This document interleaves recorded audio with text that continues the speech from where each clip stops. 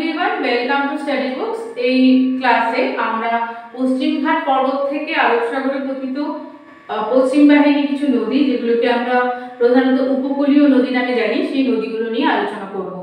তো দেখে নাও, এখানে দেখো প্রধানত তিনটি রাজ্যের মধ্যে, গোয়া, কর্ণাটক এবং কেরল, এই তিনটি রাজ্যের মধ্যে এই ম্যাক্সিমাম নদীগুলো রয়েছে। ঠিক আছে, প্রথমে দেখো মান্ডভী এবং জোয়ারি নদী, এটা গোয়ার মধ্যে রয়েছে।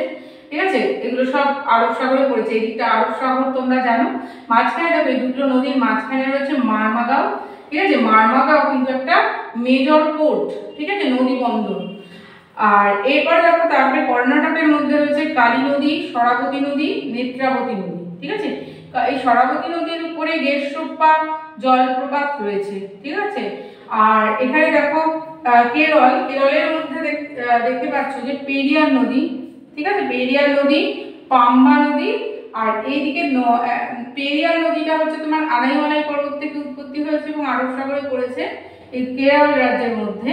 এরপরের নদীটা হচ্ছে কার্ডামাম পাহাড় থেকে পাম্বা নদী এসে তোমার আমাদের এই আরব সাগরে পড়েছে। আর এই যে ওয়াটার বডিটা দেখতে পাচ্ছ, এটা হচ্ছে ভেম্বানাদ, ভারতের দীর্ঘতম হ্রদ এটা। ঠিক আছে, ভেম্বানাদ।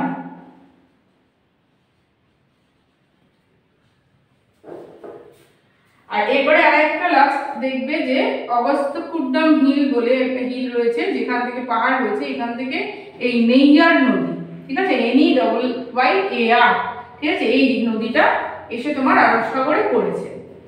তো এই ভিডিওটা একটু ছোটই ছিল, মানে অল্প কিছু ইনফরমেশন ছিল, আমি তোমাদের সঙ্গে শেয়ার করলাম। আর কয়েকটা নদী বাকি রয়েছে, আমি সেই নদীগুলো আস্তে আস্তে সব কভার করে দেবো। ভিডিওটা যদি ভালো লাগে অবশ্যই চ্যানেলটাকে সাবস্ক্রাইব করবে এবং ভিডিওটাতে একটা লাইক করে দেবে।